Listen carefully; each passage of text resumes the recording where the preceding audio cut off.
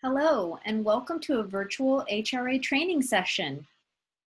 For this session, you will need note-taking material of your choice. I'll give you just a moment to gather something to write with, something to write on. Tablets, phones, the Notes app on your phone also work well. Today, we're going to be talking about unconscious bias. The objective of this briefing is for each member to comprehend how unconscious bias may impact talent management, decisions, and performance evaluation, and to hopefully gain some insight and goals for mitigating your own personal bias. What to expect? All HRA curriculum mixes diversity and inclusion curriculum. We have multiple sessions that we teach, and usually they build and overlap upon one another. Ground rules for all of our sessions are share your experiences and perspectives, be open to learning about other perspectives, and look inward. As this is a pre-recorded session, please take the opportunity to look inward, be honest with yourself, and really let today's information sink in with you personally.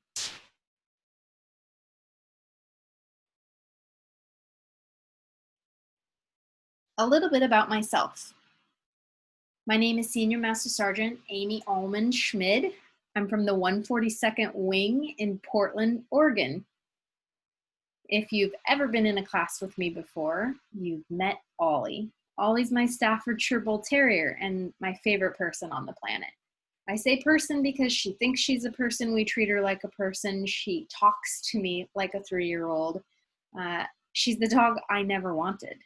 And I say that because I had recently lost a dog and I went on deployment and my family got her while I was gone. I returned home and 3 years later, she's my best friend. I love this animal. We go on outings pretty regularly. We love to hike, and she brings a lot of joy to me and the people I choose to surround myself with. She's not papered as such, but I think she's everything a therapy dog is supposed to be.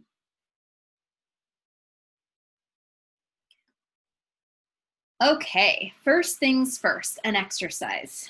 Grab your note-taking material and prepare yourself to look intently upon an image. And I want you to note everything you feel about this image. All the things you think, the assumptions that you make. Be real and be honest. Scribble it all down. All right, are we ready? Have your note-taking material, thoughts ready to go? Begin.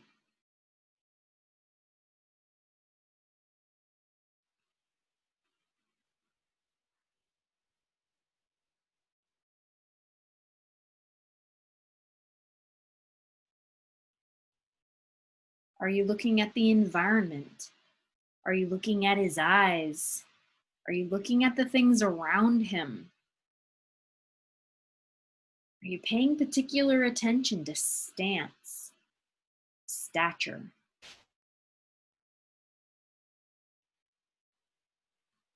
Another 10 seconds.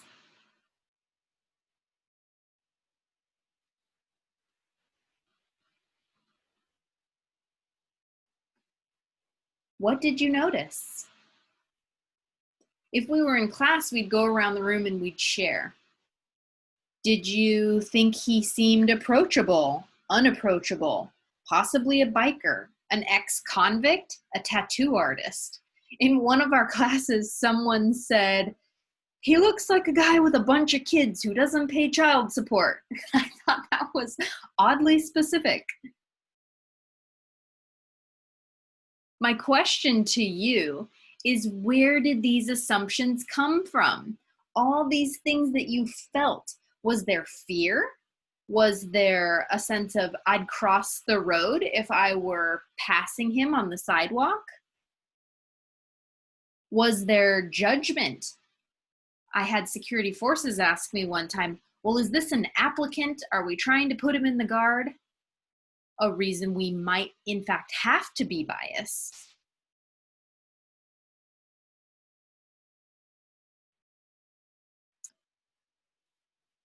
If you haven't already, hit pause.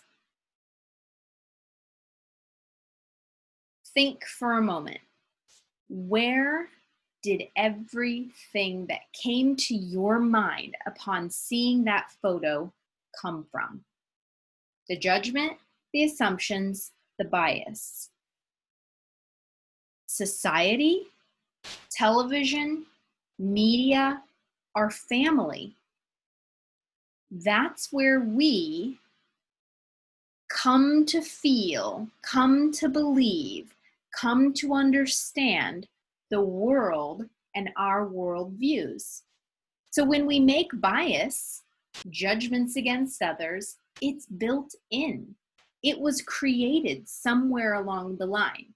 I'm not here to tell you that bias is wrong across the board, but we are going to identify when bias can lessen the productivity, manageability, and strength of our community and the guard.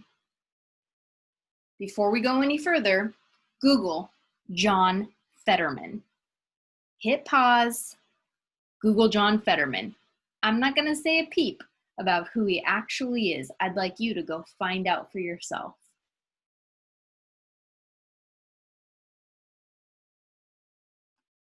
Amazing, right? John Fetterman. Who would have thought? That guy, that body, it doesn't match up with our initial assumptions. This is a common cognitive bias. Here are a few more. The diagnosis bias, our propensity to label people, ideas, or objects based on our initial opinions of them. That's what we just did to John Fetterman. Selective attention, the process of focusing on or reacting to certain stimuli selectively when several occur simultaneously. Affinity bias, the tendency to like people who are similar to us or remind us of someone we like. In just a few minutes, we're going to do an exercise based off the affinity bias. Choice supportive bias. When you choose something you tend to feel positive about, even if that choice has flaws. Confirmation bias gets a lot of talk in news media, gets a lot of talk from senior leadership. It's when we tend to listen only to information that confirms our preconceptions. The internet and the listening on our devices into our conversation puts a lot of confirmation bias directly in front of us. If we're talking about something specific, you'll often see in your news feed that that's the news that's coming your way. These days, we have to intentionally seek out the opposite of confirmation bias. The halo effect. The halo effect describes how judgments about some aspects of an object may influence how other aspects of an object are judged. For instance, you do one great thing as a young airman, and that great thing sticks with you for the whole of your career, even, let's say, you're subpar in everything else you do.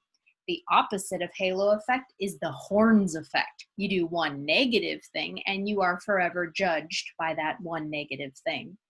Bandwagon effect. The probability of one person adopting a belief increases based on the number of people who hold that belief.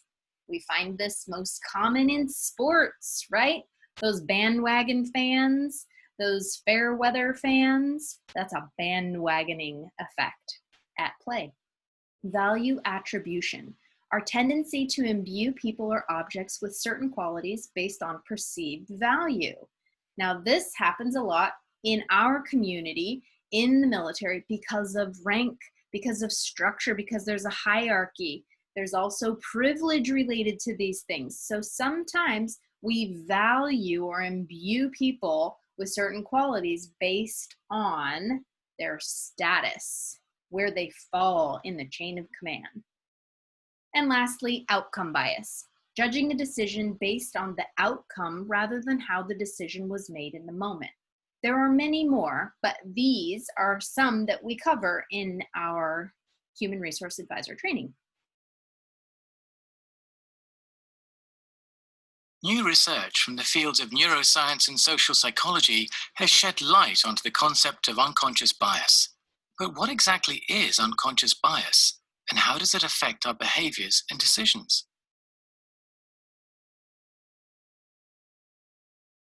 Unconscious biases are simply our unintended people preferences. They are formed by our socialization, our personal experiences, and the representations of different groups in the media. These experiences act as social filters in which we make assessments and judgments of people around us. Research tells us that human beings have a natural tendency to place individuals into social categories.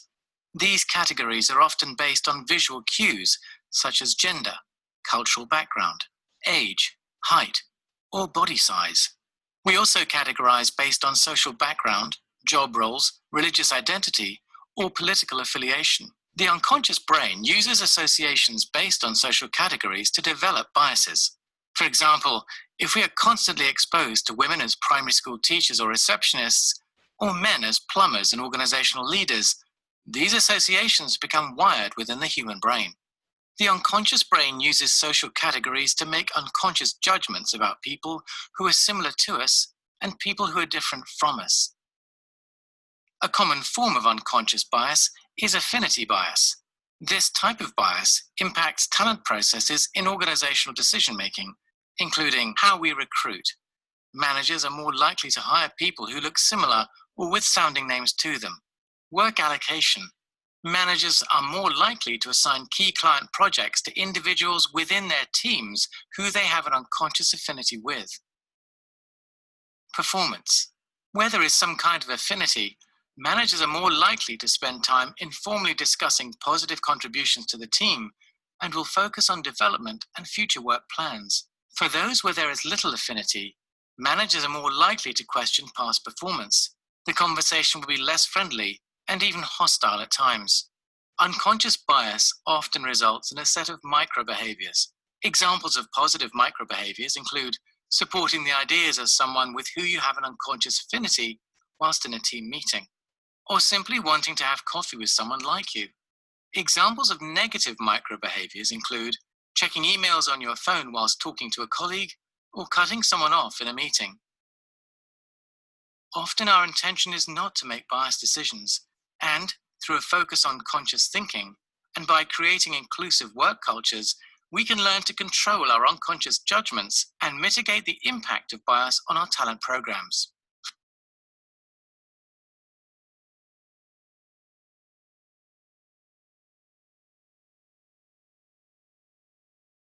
The previous video offers a relevant overview and discussion on how bias may impact our behaviors and decisions. The psychology of bias is ever present, and as humans, it's just like breathing. Our filters, mental models, and book of rules are shaped and hardwired from our socialization process. Our paradigms and beliefs are enforced and reinforced by our parents, friends, education, experience, and so forth. Ultimately, we use our experiences to fill in the blanks about a person who may be different than ourselves. Our experience and knowledge in regards to people that we label may influence our approach on how we'll engage with that individual. Stereotyping is often a powerful and dangerous consequence if our biases are left unchecked.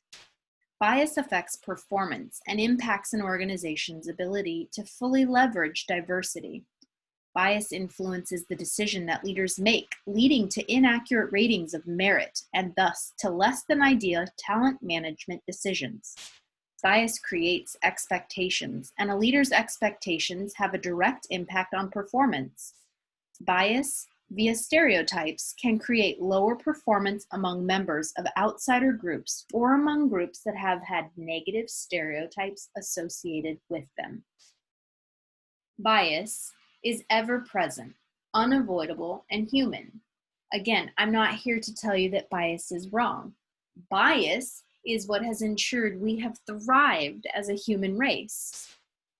In the tribal days, bias helped us understand which tribes were coming towards us at full bore to fight us, to rape and pillage, and or to break bread and be friendly and perpetuate the species. Bias is a conversation we want to have today so that we can recognize when it puts our organization at risk. That exercise I mentioned regarding affinity bias is now. Do me a favor and on your note-taking material, list the 10 people in this organization, your Air National Guard unit, your wing, your organization. List the 10 people you trust the most. I've had people at this portion of the class say they don't trust 10 people. There aren't 10 people on the planet that they trust, and that's okay. List as many as you can. On the flip side, I've had people say, I trust everyone. And so in that case, rank them, the people you trust the most. Brene Brown, a brilliant author and researcher, if you're not familiar with her work, Google it after this class or look her up on YouTube or her TED Talks. She's excellent. Brene Brown talks about trust like a jar full of marbles. She says we all start with an empty jar, and as we build trust with others, we add one marble at a time. The marbles go into the jar based on tiny, small, sometimes insignificant instances that occur as we grow to know people better. I told that story to a senior master sergeant here on the West Coast, and she said, the thing is I give everyone a full jar of marbles to start with, but if they cross me or they lose my trust, I smash that jar of marbles and they're never going to get it back. This is telling. I think there are lots of people who operate in the same manner.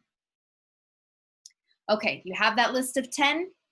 Now, here's how I want you to take that list of 10 and equate it to the overall organization. Imagine with me now level 1 of this target. Level 1 is the group of people in your organization that you pass walking down the hall. You wave, you're friendly. They're the Haya people. The Haya people make up 90% of the people we know. 90% of the people in this organization are just the people you pass by. Now, follow me to level 2. Level 2 has a silly acronym, COMFY, comfy. These are the people you're comfy with, or come over to my front yard. These are the people you'll have come to your front yard, maybe for a barbecue, but they're not coming in the house. They can pet the dog, they can play with your kids, they can hang out on the swing set, they can sit and visit, they can have a beer, but that's it. They're just comfy people. Now these make up 8% of the people on the organization or in the wing. So we've got 90% and 8%. You get into that level 3. Follow me into level 3, the center of the target. Those are those 10 people you said you trust. If you've got less, this percentage is even lower, right? We said level 2 was 8%. That means 2% of the people we know, 2% of the base population, 2% of the humans out there in the whole of the target do we bring into our trusted center. Our most trusted 10 or less are 2%. Now, how do we build a relationship? How do we pull people from level 1 and level 2 relationships into level 3 trusted relationships? It's through time and task. The question to ask yourself here is, could the people you trust be an indication of your unconscious bias?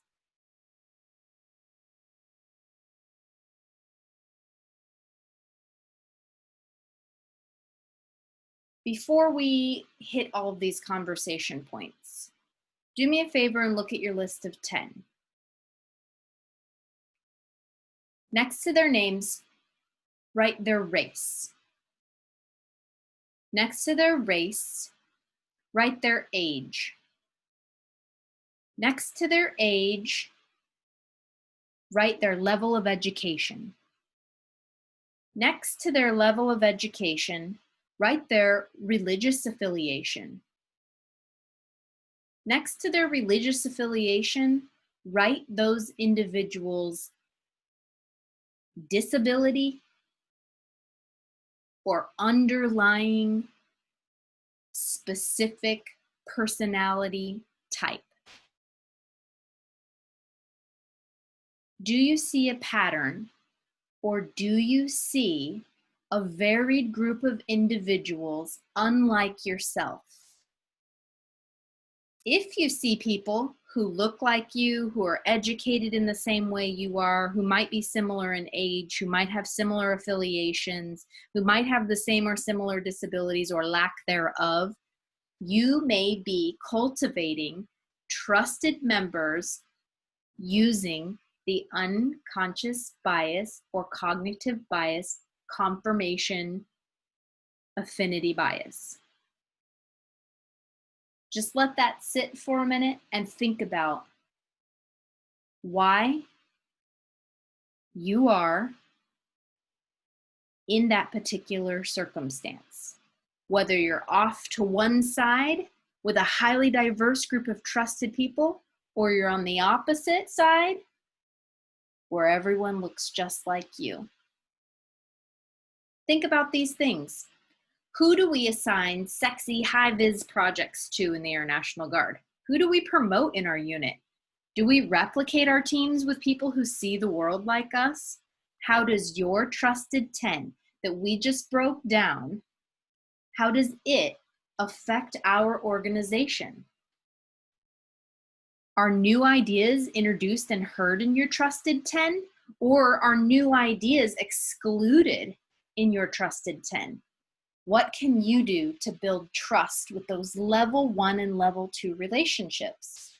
And what can you consciously do now that you're aware of how you've built your trusted 10 within this organization?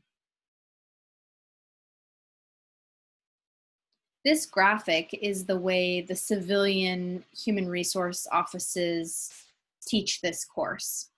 They teach this to those who are hiring and promoting in civilian organizations. The 4 basic concepts are: deliberately slow down your decision making, reconsider reasons for those decisions, question cultural stereotypes, and monitor one another. Our job in the military, when sitting on a board for promotion or hiring, is to do the same thing. And the Air Force, of course, has their own version. Slow down, empathize, look inward, and face it.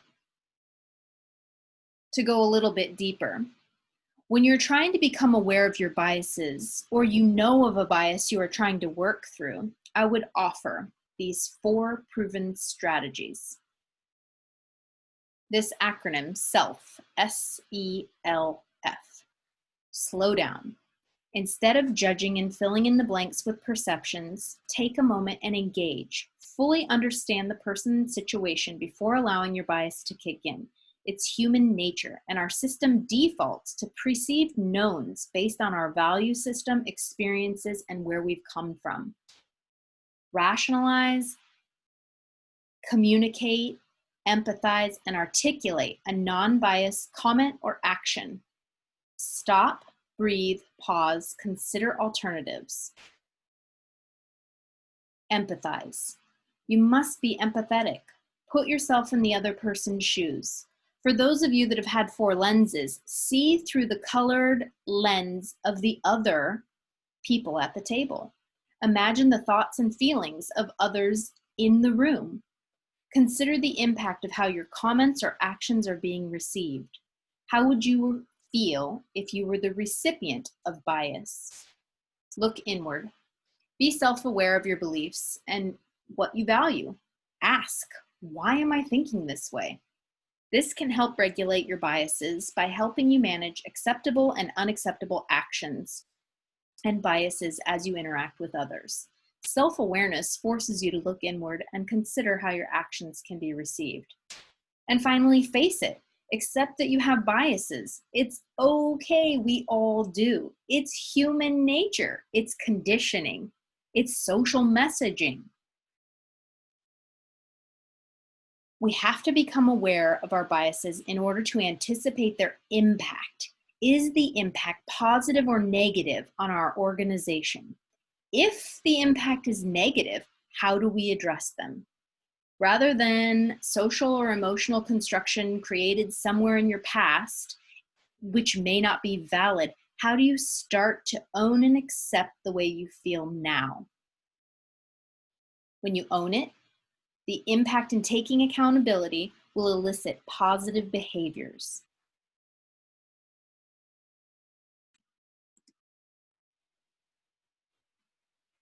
If you haven't seen the cartoon of a gentleman wearing a green sweater vest and khakis, standing at a board in a boardroom, asking the board table, does anyone have any new ideas?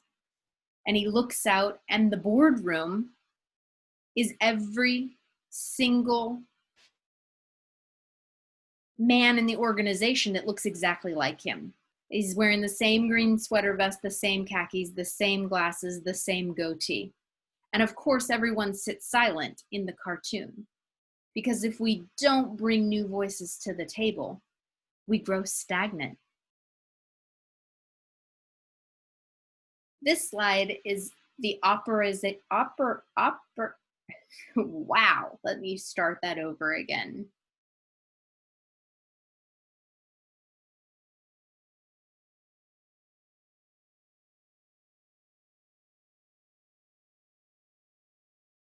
The Air National Guard looks at diversity as an opportunity. We have the opportunity to exclude, which creates fear, marginalized groups, and insecurity. The outcome is status quo, groupthink. Everybody's wearing that green sweater vest and khakis, and low creativity. Or we can use our pool of diversity and be inclusive and create reactions of respect, trust, and engagement. And the outcomes are agility, innovation, and resiliency in teams. And if you didn't catch it, agility, innovation, resiliency, that's AIR, A-I-R. Go Air Force. Ultimately, diversity and inclusion equals enhanced lethality.